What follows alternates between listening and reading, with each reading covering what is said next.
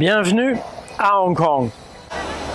Je vais vous parler un tout petit peu de Hong Kong et de mon activité qui consiste à assister les entreprises et des cadres à développer la parole en public.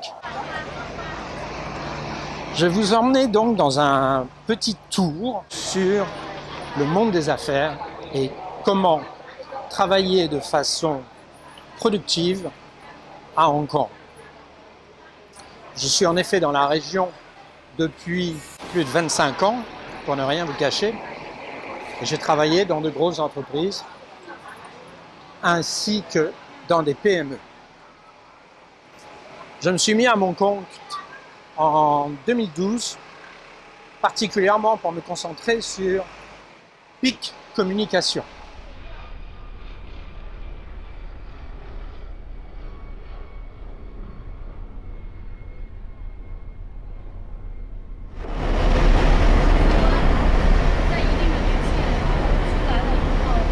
Il y a une chose qu'on ne sait pas toujours au sujet de Hong Kong, c'est la présence et l'activité de la communauté française. Depuis les années 60, il y a toujours eu une présence assez importante de Français et jusqu'en 2019, il y avait environ 50 000 Français vivant à Hong Kong. Certains se déplacent régulièrement en Chine pour toutes sortes d'activités industrielles, de prospection, d'achat, mais la majorité d'entre eux restent de façon permanente à Hong Kong. Voici la bourse de Hong Kong. Voilà, le stock market de Hong Kong se trouve juste derrière moi. En fait, il n'y a pas à proprement parler de ministère des Finances à Hong Kong. Il y a ce que l'on appelle une branche du gouvernement qui s'appelle la Monetary Authority.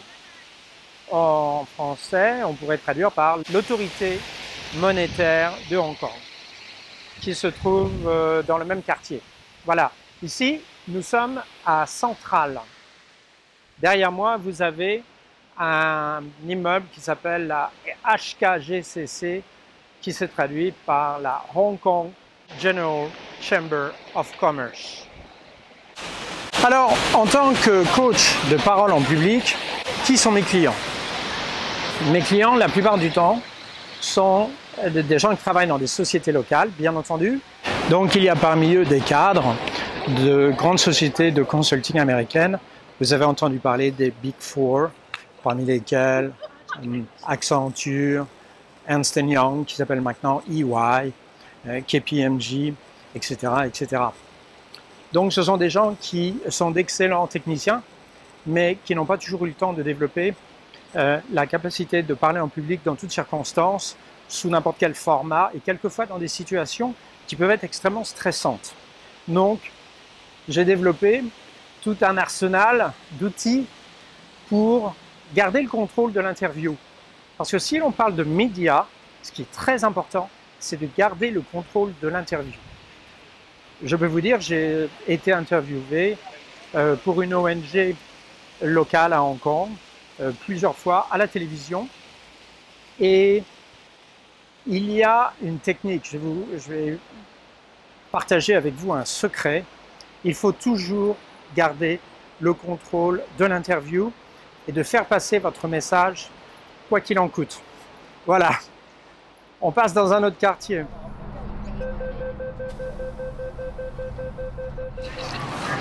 Donc la question est, quelle sorte de formation les entrepreneurs demandent-ils la plupart du temps?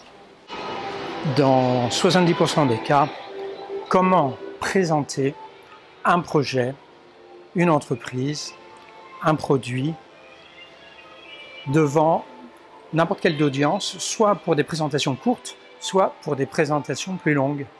Par présentation courte, ça peut être 10 minutes. Des présentations plus longues, ça peut être 25 ou 30 minutes. Comment bien présenter un projet, un produit, une entreprise, un service, de façon à obtenir un résultat? Et ce qu'il faut toujours garder à l'esprit, c'est quel est l'objectif que vous voulez atteindre. Il y a plusieurs sortes d'objectifs que vous pouvez souhaiter atteindre. Vendre, bien entendu, mais on vend rarement du premier coup.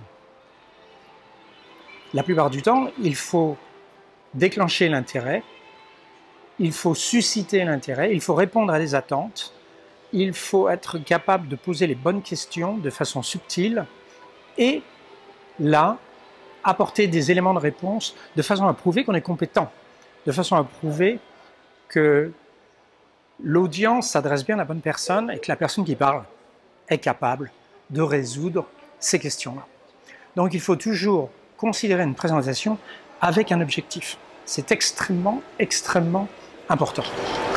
Voilà, je vous laisse donc ici sur cette réflexion sur la nécessité de travailler en premier la présentation de projets, produits, comment bien présenter son entreprise, avec toujours avoir à l'esprit un objectif.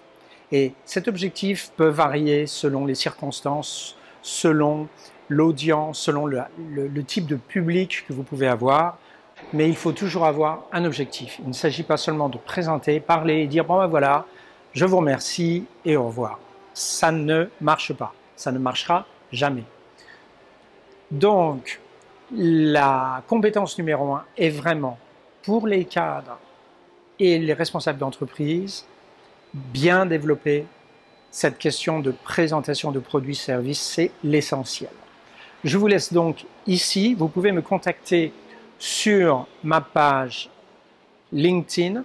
Il va y avoir un événement qui va être programmé très bientôt, pour courant juin je pense, avec 3 parties. Tout d'abord, comment surmonter la peur de parler en public, la présentation de société, la présentation de produits et comment y intégrer le storytelling. Je vous dis donc à très bientôt et j'espère vous voir tous et avoir l'occasion de vous parler.